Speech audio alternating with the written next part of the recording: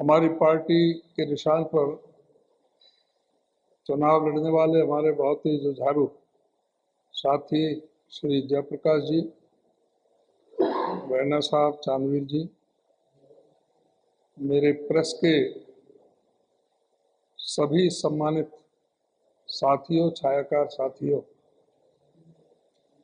आज की जो विशेष प्रेस कॉन्फ्रेंस है, यह भी जो आदमपुर का चुनाव का जो रिजल्ट आया है अभी संडे को 6 तारीख को, उसी के संदर्भ में है। उस प्रेस के माध्यम से हम धन्यवाद करना चाहेंगे आदमपुर की जनता को कि उन्होंने बहुत भारी हमारी पार्टी को समर्थन दिया। लगभग 40% वोट हमारी पार्टी के उम्मीदवार ने अर्जित किए, 52,000 वोट के लगभग। तो वो अपने आप में ये बात को प्रदर्शित करता है कि आने वाला जो 2024 का चुनाव है, यहाँ ना आम आदमी पार्टी और इनेलो जैसे पार्टी, उनका अस्तित्व समाप्त हो चुका है और ये सीधी जो रास्ता है 2024 के लिए, वो कांग्रेस के लिए वो खुल गया है। और आगामी 2024 के चुनाव में कांग्रेस पार्टी भारी बहुमत से प्रदेश के अंदर सरकार बनाएगी। अब तक आदमपुर का जो भी चुनाव हुआ है 1968 से लेकर के अब तक, चौधरी भजनलाल जी का परिवार का वहां पर प्रभुत्व रहा है, इसको कोई नकार नहीं सकता। 11 बार कांग्रेस पार्टी के टिकट पर चुनाव लड़े, 4 चुनाव उन्होंने कांग्रेस से अलग हटके लड़े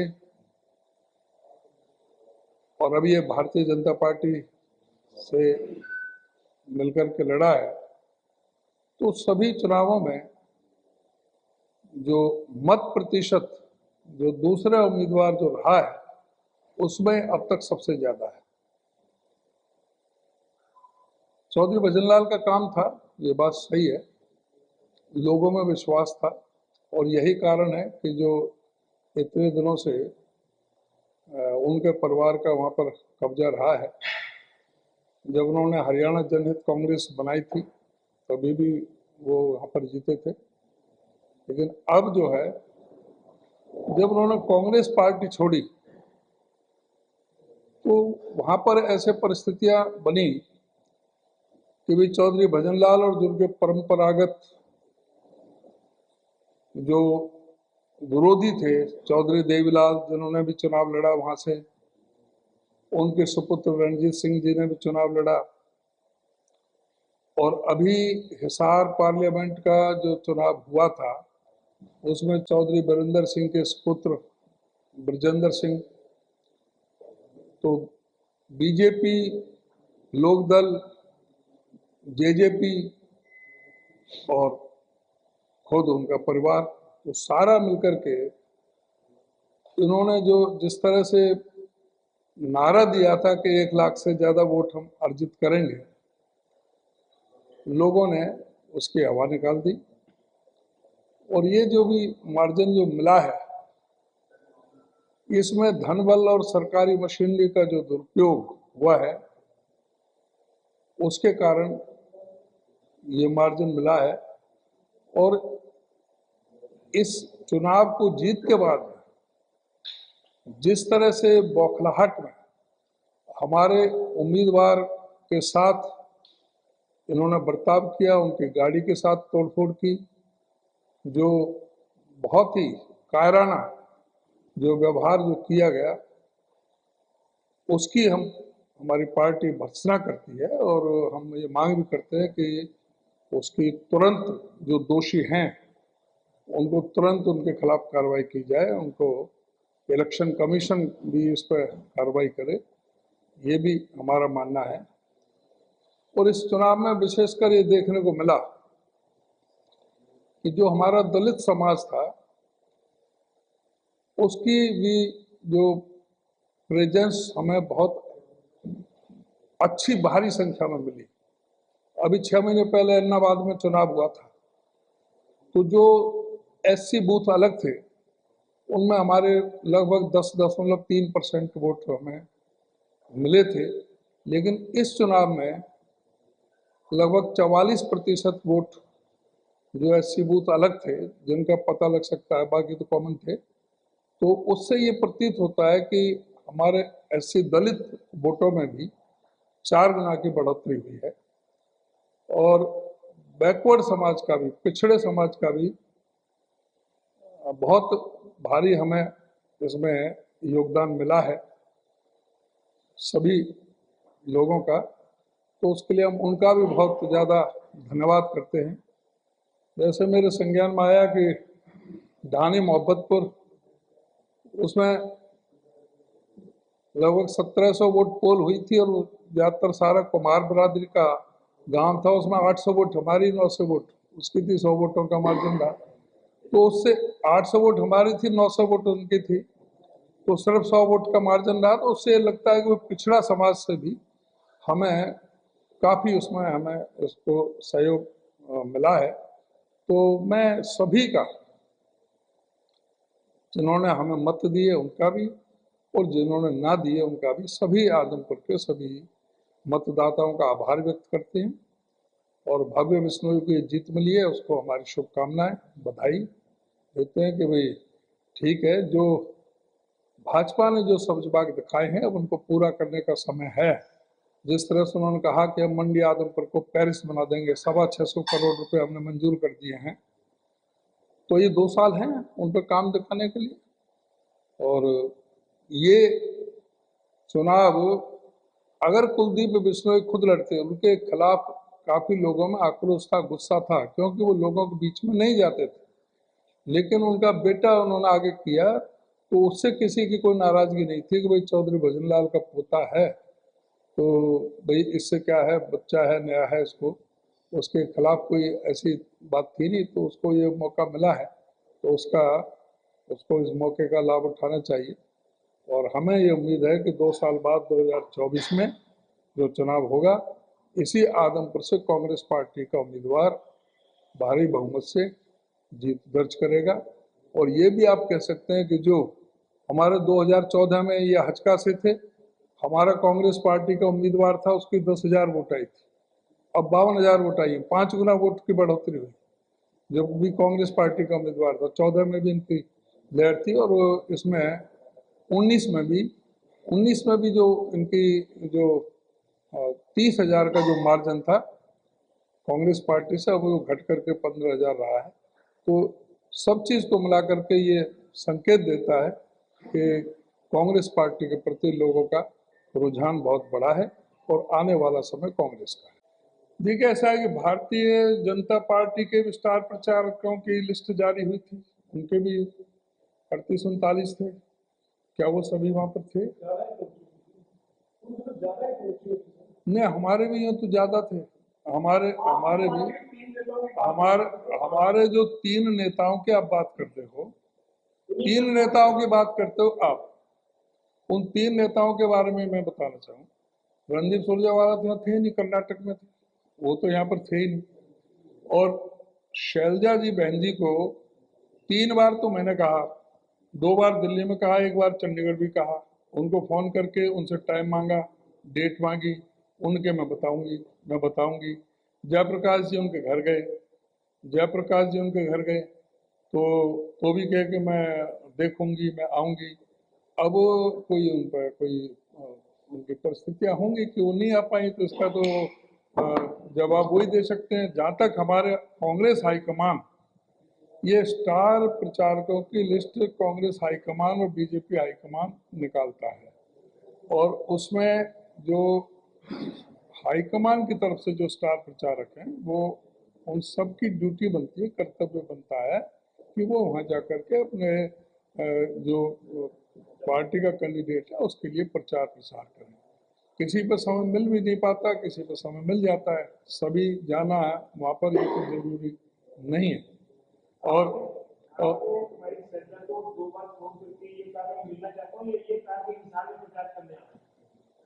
मैंने उनसे ये कहा कि आप मुझे बताओ कि आप किस डेट को प्रचार करने का लिए समय निकाल सकती हैं, वो तारीख पर हम व्यवस्था कर दें उस तरह से। तो उन्होंने कहा कि मैं आपको बताऊंगी। और एक दिन जब फाइनल हो रहा था टिकट का, मैंने कहा कि आप आइए, तो कह रही कि मेरे को फीवर हो गया। मैंने कि मैं आपके आ जाता हूँ, आपका कोई किसी तरह का कोई सुझाव है तो आप बताएं। उन्होंने मेरे से नाम पूछा कौन कौन टिकटार्थी हैं, वो मैंने बता दिए। फिर मैंने कहा मैं घर आ जाता हूँ, तो बोली मुझे टेम्परेचर है, मैं मिल नहीं पाऊंगी और मैं बाद में बताऊंगी। तो वो ये बात हुई थी। ये सारी चीज़ें और पार्टी के लेवल की चीज़ें ना, ये प्रेस कॉन्फ्रेंस की हैं। पर चलो जो ना आप बता दें, ये इस तरह की बातें करने से और इसकी स्पष्टीकरण आप शैलजा जी से, बहन जी से ही पूछो तो बेटर है। और वो नहीं आई तो नहीं आई, कोई ऐसा जरूरी नहीं है कि उनका आना जरूरी था।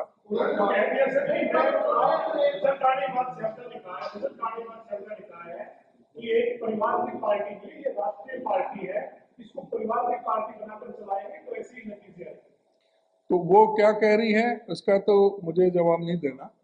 एक परिवार, मैं तो कोई, जो आपका इशारा हुड्डा साहब की तरफ है, तो मैं तो हुड्डा साहब के परिवार का सदस्य हूँ नहीं। मेरा तो घर भी जो है ना हरियाणा के सबसे लास्ट कोने पे उत्तर प्रदेश के किनारे पर है, उधर से ही मेरा तो चुनाव है, मेरा तो कोई भी है नहीं। और ये एक परिवार की पार्टी होती तो सभी विधायक वहां पर थे, पूर्व विधायक वहां पर थे, सारे जो है ना प्रचार प्रसार में लग रहे थे। ये आरोप प्रत्यारोप, ये जो है ना प्रेस कॉन्फ्रेंस में लगाने से ये मुद्दा अननेसेसरी बनाने की बातें हैं। कोई तकलीफ है, कोई बातें हैं तो अपने हाईकमान के बीच में रखनी चाहिए। और मैं कोई उनके बारे में टिप्पणी नहीं करना चाहता। उनको किसी तरह कोई शिकायत है तो वो हाईकमान के बीच में कहें, या कोई प्रेस के बीच में कहना ये अच्छा नहीं है। वो बहुत सीनियर वरिष्ठ नेता हैं, हमारी पार्टी की अच्छी वरिष्ठ नेता है, आज भी बहुत सम्मानित हैं, हमारे लिए सम्माननीय है। तो इस तरह की बातें प्रेस के अंदर नहीं करनी। किरण चौधरी मेरी तो नेता नहीं है। किरण चौधरी, अब आप ये कहो, किरण चौधरी को कहा है जयप्रकाश जी ने, जहां तक किरण चौधरी कहती, किरण चौधरी की तरह के हमारे पार्टी में ये सारे जो स्टार प्रचारक हैं तकरीबन हैं। और किरण चौधरी मैं अपने आप से उससे कोई इतना बड़ा नेता नहीं मानता है कि जो किरण चौधरी का बगैर ही नहीं होगा। किरण चौधरी ने जिस तरह की बयानबाजी की है, उनको खुद को अपने आप ही संयम में रखना चाहिए। और जिस तरह से नहीं, कोई किरण चौधरी कोई मैटर नहीं। मैंने बता दिया ना कि किरण चौधरी का कोई नहीं, अगर उसको कोई तकलीफ है वहां जाके बताए। और आप बताओ ना कि अरविंद शर्मा मुख्यमंत्री के बारे में क्या कहता है। अरविंद शर्मा क्या कहता है, आपका जो राम कुमार गौतम दादा क्या कहता है, देवेंद्र बबली क्या कहता है अपनी सरकार के बारे में, इनके बारे में नहीं बताते।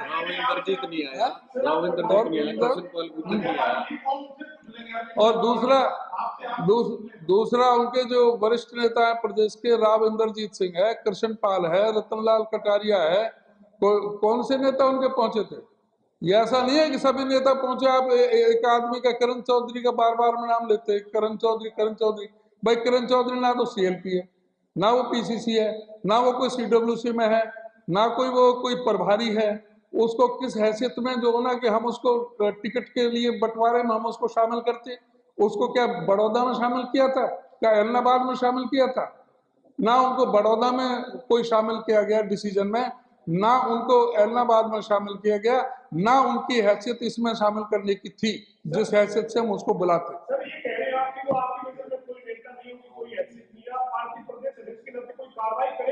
नहीं, कोई मेरी ये हैसियत की कह रहा हूं मैं कि जो वो कह रही हैं कि भाई जो हमें नहीं, पार्टी कोई बात नहीं, इस चीजों को हम सारा हाईकमान के संज्ञान में ला रहे हैं पहले से।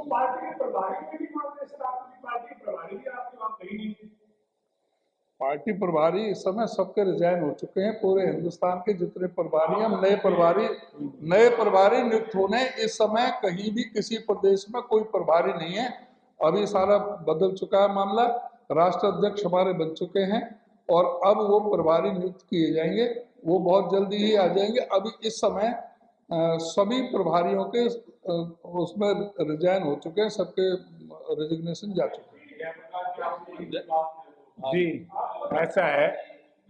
मैं कहता हूँ, सबसे पहले तो देखो, जनता का जनादेश पार्टी ने भी स्वीकार कर लिया और मैं भी करता हूँ। मैंने पहले दिन ही कह दिया था कि प्रजातंत्र में जनता फैसला करती है, ना कि कोई व्यक्ति विशेष।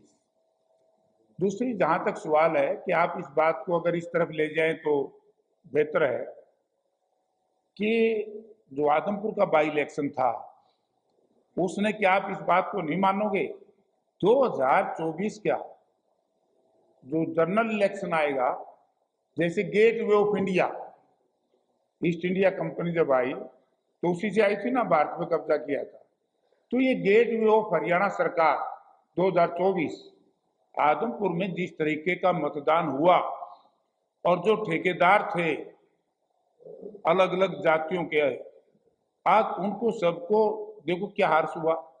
यानी कि उदय भान जी ठीक कह रहे थे कि मैंने बड़ौदा इंचार्ज में ही था, बड़ौदा, एलनाबाद और अब आदमपुर, तीनों चुनाव में जिस तरीके से दलित का परसेंटेज, पिछड़े का परसेंटेज बढ़ा है और किसान है ही कांग्रेस के साथ, तो इससे ये खुला हो गया। उसी के बुखलाहट के कारण मेरी गाड़ी के ऊपर सुयोजित तरीके से, यानी कि मुझे तो बड़ा आश्चर्य है कि कुलदीप बिश्नोई भी कहता सुन रहा था मुझे कि सबसे बड़ा गुंडा मैं ही हूं, हमला किया। और आज हमला नहीं किया, मेरे हमले के बाद कुछ लोग धरने पर बैठे थे जिसमें दलित और पिछड़ा वर्ग के लोग थे खैरमपुर में, उनके टेंट जला दिए गए, उन लोगों के घरों में, दलितों के घरों में पत्थर मारे गए।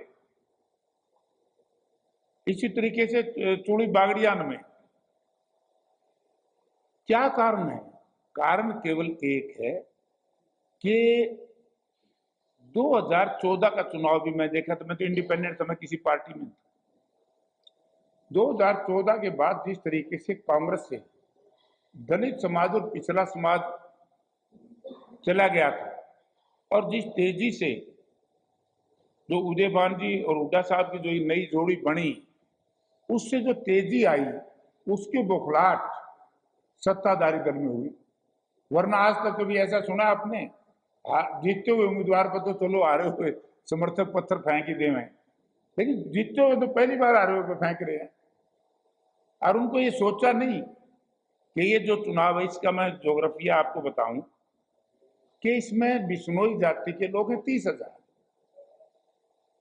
5,000 अन्य उन्हीं से संबंधित, 35,000 को अगर छोड़ दें हम, तो जिस तरह का जहर फैलाने का प्रयास कर रहे हैं, अगर इसको मैं अदरवाइज में कह दूं, 1,35,000 में कांग्रेस ने वोट मिले हैं 52,000 और बीजेपी ने 1,35,000 में वोट मिले हैं सिर्फ 35,000, 32,000, सिर्फ 32, कांग्रेस में 52। तो ये तो एक सीट की है, क्योंकि जो 35,000 वोट हैं ये तो 89 सीट में नहीं है ना।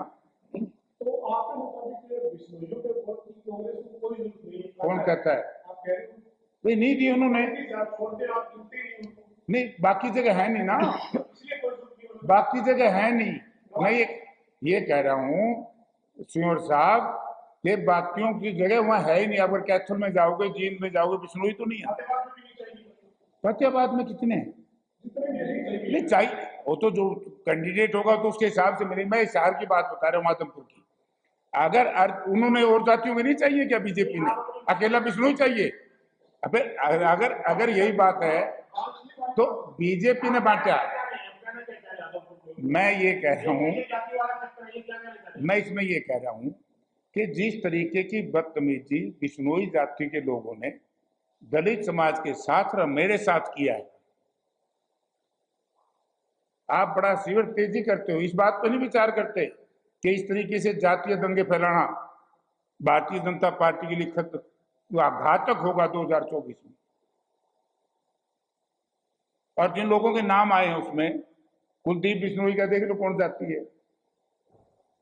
कितने नाम है उस एफआईआर में। एफआईआर तो कटने नहीं दी, अब तक डीडीआर है। मतलब ये है, एक तरफ से तो विज साहब कहते हैं कि जो कंप्लेंट करेगा एफआईआर तुरंत दर्ज करो, अगर एफआईआर दर्ज ना करो तो उसके खिलाफ एक्शन लिया जाएगा। मैं केंद्र में मंत्री रहा, 3 बार एमपी रहा, 2 बार एमएलए रहा, पुलिस को मैंने सारी सीडी दे दी, उन लोगों की फोटोएं आ गई, पत्थर उठाते हुए की भी आ गई और पत्थर लगते हुए की भी आ गई।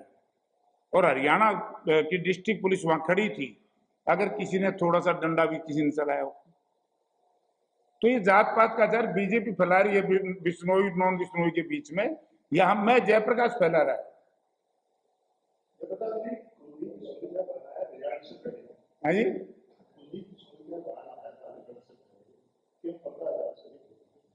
65 उसने तो ये कहा था 35,000 से कम जीता मैं जीत नहीं मानूंगा। नहीं, मैंने गणित बता दिया। गणित तो यही था कि उन्होंने जिस तरीके से सत्ता का दुरुपयोग बताता हूं मैं, हमारे एजेंटों को उठा दिया गया। हमारे जो पोलिंगों के ऊपर थे, आपको याद होगा, हमारे विधायक है बालू इंदुराज, उसको चूड़ी बागड़ियान से उठा करके हंसी छोड़ दिया। हमारे अनिल मान है, उनको बाड़समंद से उठा करके चौकी में बंद कर दिया। हमारे सुबे सिंह हैं, उनको उठा करके सदर थाने में बंद कर दिया। यानी कि पोलिंग वाले दिन हमारे कार्यकर्ताओं को जो वोटिंग करवा रहे थे उनको जेल में डाल दिया, हवालातों में बंद कर दिया। और जब मैंने एसपी से बात करी, अगर एसपी मना करता है तो मेरी कॉल डिटेक्ट न करके लोगों के बीच में रखूंगा।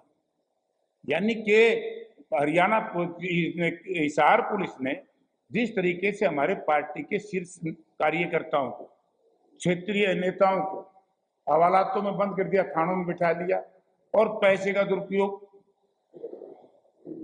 गोपाल कांडा का सारे व्यक्ति जानते हैं। एक कोई अजय सिंह की पार्टी में था, कलरक बलरक था, नाम तो पता नहीं उसका क्या है, मिन्नू बेनीवाल। अब आप देखिए, मिन्नू बेनीवाल 3 गाड़ी, और गाड़ी भी वैल्यू पता है कितनी है गाड़ी की? 80 लाख रुपये स्कोर पायलट में चलती। वो ईश्वर को पता होगा, इसका पड़ोसी है, क्योंकि ना मेरे पे तो अभी आई नहीं है, मेरे को 80 लाख रुपए की। तो यानी कि क्या हैसियत, आप देखिए पुलिस की गुंडागर्दी, क्या हैसियत है मिन्नू बेनीवाल की, आप ये देखिए। कोई पॉलिटिकल आदमी है, उसको एस्कॉर्ट पायलट दी हुई है। अजय प्रकाश के पास सिक्योरिटी भी नहीं है, केवल एक गनमैन, और जिसका 2 परिवारों से, 3 लाल परिवारों से झगड़ा। एक लाल से नहीं है मेरा, लोग जानते हैं 1996 में ओम प्रकाश चौटाला का अभय सिंह जयप्रकाश का किस तरीके से फायर एक्सचेंज हुए थे, क्या क्या हुआ था, मेरे ऊपर कातिलाना ने हमला किया। और उसी का एक कारण है कि यहाँ तो मेरे पास सिक्योरिटी नहीं, मुझ पर हमला करवाया जाए। और मिन्नू बेनीवाल की आप क्या पॉलिटिकल ताकत समझते हो, क्या एडमिनिस्ट्रेटिव ताकत है, क्या है वो?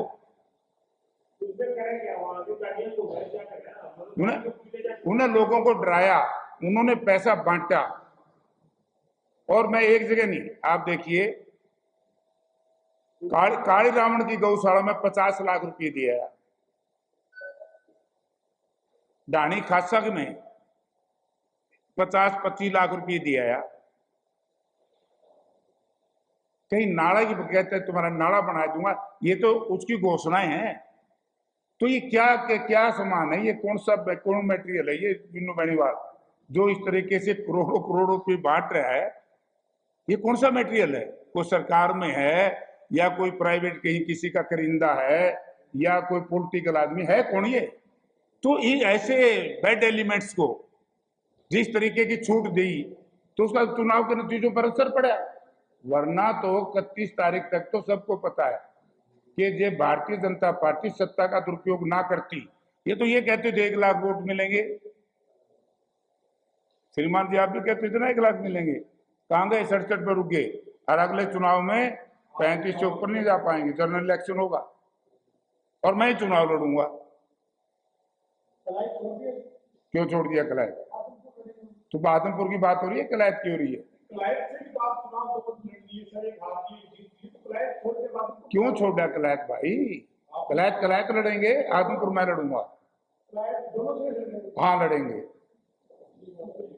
और बोल, सर ये बताओ, मैं उन नेताओं की तरह नहीं हूं।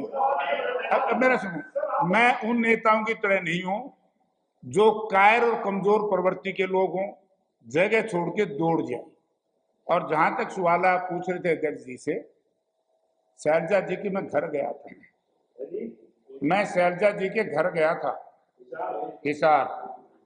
मैंने 2 बार टेलीफोन किया था, किरण चौधरी को मैंने टेलीफोन किया था, मैं स्वयं गया। 2 बार फोन किया पहले, यस, क्या बात नहीं? मैंने ये कहा कि बहन जी मैं नॉमिनेशन दाखिल करूंगा, आप आ जाओ। तो उन्होंने कहा कि मैं राहुल जी की यात्रा में जा रही हूं। दूसरी बार मैंने टेलीफोन किया कि मैं आपका चुनाव के लिए टाइम दे दो प्रचार के लिए, ताकि हम व्यवस्था कर दे। तो उन्होंने कहा कि मैं देखती हूँ, मैं हिसार आती हूँ। तो मैं हिसार मिलने गया, 1.5 घंटा तक मुझे बाहर बिठाए रखा। पोलिंग के समय में उम्मीदवार को यदि ये स्टार प्रचारक 1.5 घंटा 2 घंटे बिठाए रखे, तो आप भी तो उसका मायना समझो ना, लोग भी उसका मायना समझेंगे कि क्या कारण था। बुला लिया और मुझसे कहा कि भाई मैं समय दे दूंगी। अब नहीं समय दे तो फिर गलती उनकी है भाई, हम क्या करा। लेकिन ये बात मैंने कल 2 दिन से मैं प्रेस कॉन्फ्रेंस की पढ़ रहा हूं, ये अच्छी चीजें नहीं है भाई। जिस तरह पार्टी प्लेटफॉर्म पे बात करनी चाहिए, ना कि प्रेस के माध्यम से। अगर किसी को ग्रवेंसी जयप्रकाश के कैंडिडेट से है तो विरोध करना चाहिए था ना। जयप्रकाश टिकट मांगने नहीं गया, जयप्रकाश को तो बुला के टिकट दी थी।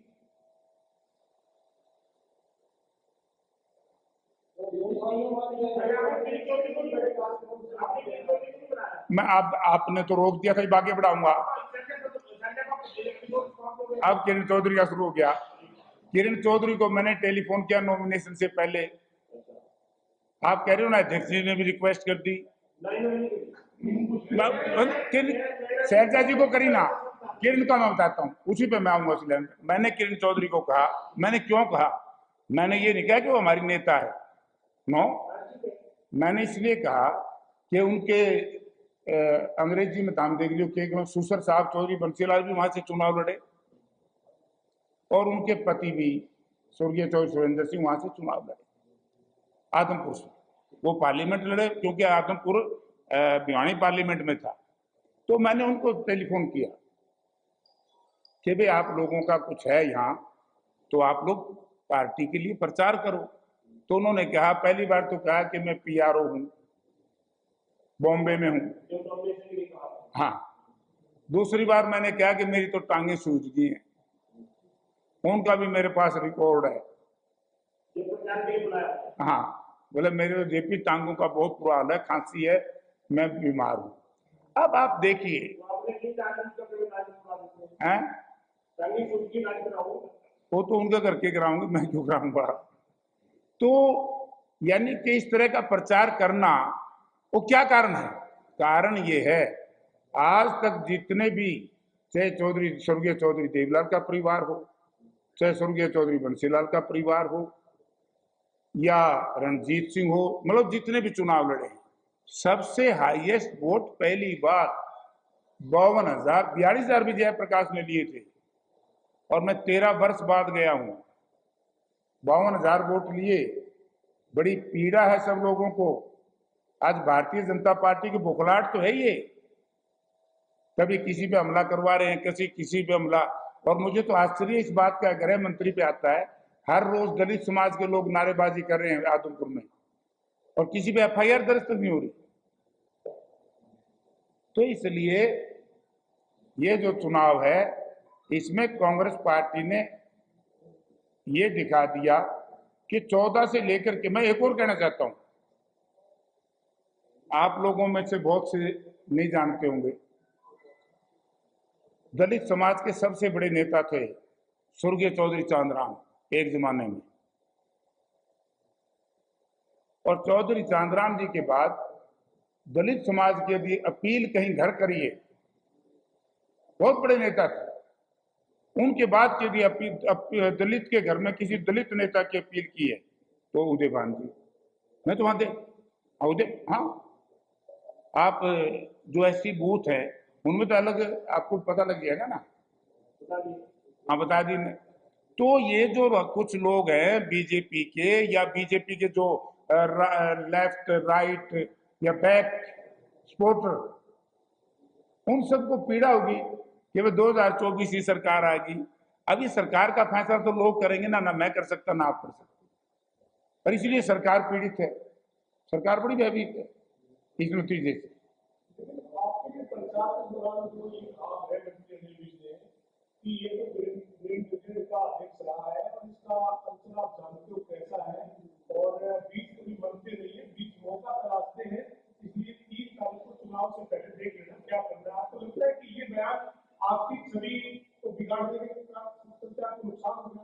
मैं तो अनिल विज से दूसरी बात पूछना चाहता हूं, जब ग्रीन ब्रिगेड मैंने बनाई थी, इनकी पार्टी के शीर्ष नेता स्वर्गीय अटल बिहारी वाजपेयी, आज जीवित है अडवाणी जी, वो भी जयप्रकाश की बड़ी प्रशंसा करते थे वीपी सिंह जी के चुनाव में।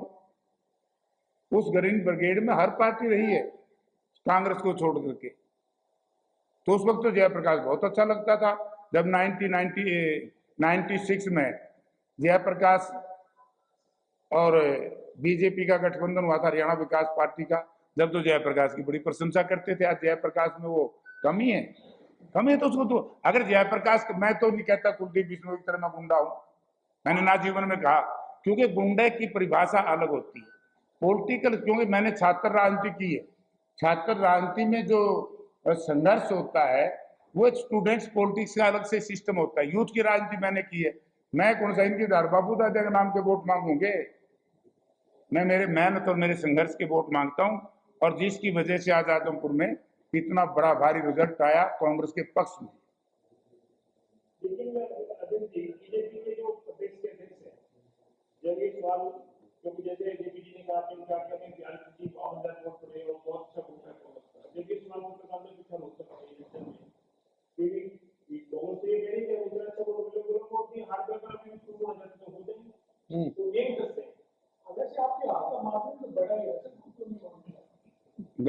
घटिया नहीं मानता, 6,000 से 16,000 19,000 से 30,000 से 15 पाया गया, यूं नहीं मानता, नहीं वो वोट प्रतिशत आपका पहले से बड़ा है। वोट भी तो बढ़े ना सर, अब वोट बढ़े तो वोट परसेंटेज भी बढ़ा है, अब 40 40%, पहले 42,000 आए थे, 52,000 आए। 75 नहीं है, 71 है। थोड़ा सा गणित को सुधार ले। पिछली बार से मतदान भी कम हुआ। देखो जो बीजेपी के प्रदेश अध्यक्ष यही करते हैं आपकी इस बात में, इसे उस बात को क्या कैसे लेते हैं? क्या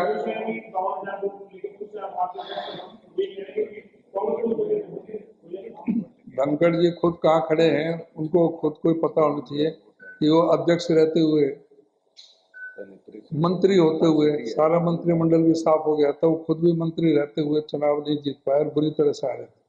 थोड़ी बहुत नहीं, 30-40 हजार वोटों से, 30,000 से ज्यादा वोटों से वो हारे थे।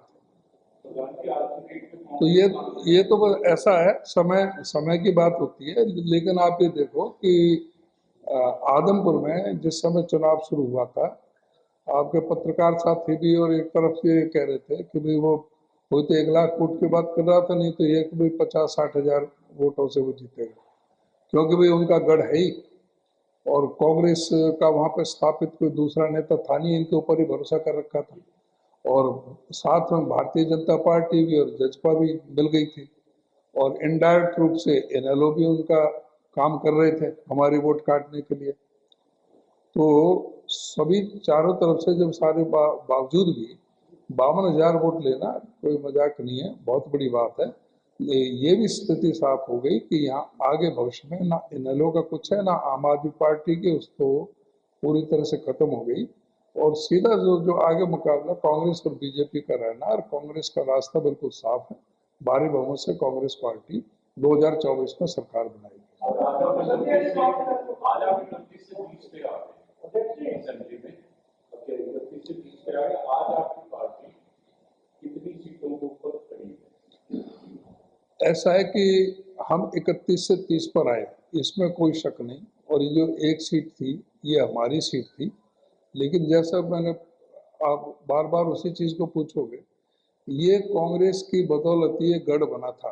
कांग्रेस पार्टी ने चौधरी भजनलाल को 12.5 साल मुख्यमंत्री रखा, 11 बार टिकट दी, केंद्र में मंत्री रखा।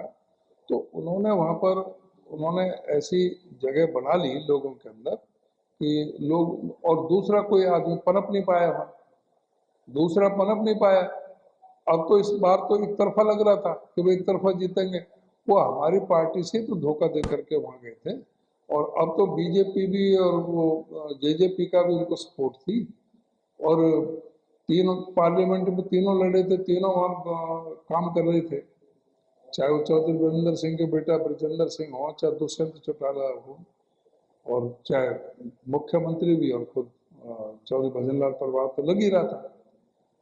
एक सामान्य सा कार्यकर्ता जयप्रकाश जी वहाँ जाकर के चुनाव लड़ रहा है, उसको भी बदनाम करने का प्रयास किया गया। जैसे अभी बताई थी, कोई ग्रीन ब्रिगेड की बात कर रहे थे, कोई था वो बाहरी कैंडिडेट है, बाहरी कैंडिडेट है, हर तरह से उनको प्रचारित किया गया, सारा मीडिया का इस्तेमाल किया गया, धन बल का इस्तेमाल किया गया। वहाँ पर अवैध शराब बांटी गई सारे लोगों के अंदर, जिस तरह से जो है ना पूरा संरक्षण में, और एक तरफा कार्रवाई की गई सारा जो, और ये जो बहुत बड़ा उसमें जो, जब भी बाई इलेक्शन होता है तो जो सत्ता में पार्टी होती है उसका झुकाव उसकी तरफ स्वाभाविक है। तो लोग सोच रहे थे कोई 2 साल अभी चुनाव के बच रहे हैं, इन 2 साल में कुछ हल्के में काम हो जाएगा विपक्ष में रहने की बजाय, वो चाह रहे थे कि 2 साल में और कुछ डेवलपमेंट के काम हो जाए।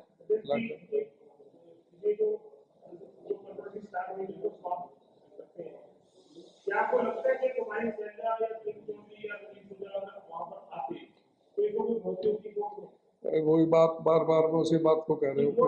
अरे आप ये बताओ यार, अब ये हार जाते, ये बीजेपी हार जाती तो कहते हैं कि भाई इसलिए हार गई राव इंद्रजीत नहीं आया, इसलिए हार गई कि कृष्णपाल गुर्जर नहीं पहुंचा वहां पे है। तो ये सारे कभी नेता आते हैं क्या? क्यों आप पर्टिकुलर किसी नेता का नाम लेकर के बोलते हैं? ये कांग्रेस पार्टी के सभी वहां पर लगे हुए थे, नहीं जो थे उसकी बात होगी। शैलजा का भी जवाब दे दिया और उसका भी जवाब दे दिया आपको किरण चौधरी का, और रणदीप सुरजेवाला थे नहीं, वो कर्नाटक में थे। अब बच कौन गया? सारे वही थे भाई, शांति से एक में थे, एक बात है उससे। हाँ जी, करते हैं जी। मेरा आपसे सीधा सवाल ये है, आपका सियासी आंकलन क्या है? किरण चौधरी कांग्रेस में कितने दिन की व्यवहार आपकी? किरण चौधरी कांग्रेस की नेता है, सब कांग्रेस में एमएलए विधायक है, और कितने दिन की मेहमान है ये तो या तो पत्रकार कोई उनके पास में कोई आइडिया हो तो आप बता सकते हैं, या फिर वो खुद बता सकती है। हमारे लिए तो वो कांग्रेस की नेता है, कांग्रेस पार्टी में है, कांग्रेस के साथ है। आपका क्या आंकलन है? आकलन कांग्रेस की नेता है, कांग्रेस की एमएलए है, उनकी बेटी कांग्रेस के वर्किंग प्रेसिडेंट है। अब आप जसवीर जी इस बात को नहीं मानोगे क्या कि इस आदमपुर के चुनाव ने 2 चीजों को तो तीनों को, मनोहर लाल जी बार बार कह रहे थे तीसरी बार उसका खात्मा, जबकि लोगों को कि 24 में मनोहर लाल जी नहीं आ रहे, कांग्रेस आ रही। दूसरा, आम आदमी पार्टी बड़ी तेजी से बढ़ रही थी। आम आदमी पार्टी को मैं हर गांव में कह के आया, हर जगह कहता था बीजेपी की बी टीम है। और केजरीवाल जी ने 28 तारीख को अपना रोड शो था रद्द कर दिया, और उन्होंने भी, उनका जो उम्मीदवार था उसने 29 तारीख को बयान दे दिया कि भैया जीतेगा, तो आम आदमी पार्टी भी उनके साथ। ये जो इंडियन नेशनल लिखे हैं तो लोक दल भी नहीं बचा, वो तो दल दल बच गया, दल दल बच गया, वो दल दल भी उनके साथ। अभय सिंह ने सैकड़ों लोगों को टेलीफोन किए कि बीजेपी को वोट दो, बीजेपी उनके साथ, जेजेपी उनके साथ। और जिस तरह का जोग्राफिया जातीय समीकरण है वो उनके साथ। तो इसलिए इस चुनाव के बाद इसलिए ये लोग भयभीत है, जैसे ना घायल होने के बाद पक्षी बड़ा फड़फड़ाता है, घायल पक्षी की तरह बीजेपी पार्टी के नेताओं की हालत हो रही है। क्योंकि जो समीकरण आए हैं, चुनाव के नतीजे आए हैं, उससे ये है कि 24 में यही बात हम कहते थे, 24 का रास्ता आदमपुर खोलेगा, 24 का रास्ता आदमपुर ने कांग्रेस के लिए खोल दिया है। आपका बहुत बहुत धन्यवाद। बहुत ये शुक्रिया व्यक्तिगत बात सुनिए कर सभी लो। का, बहुत धन्यवाद। Thank you.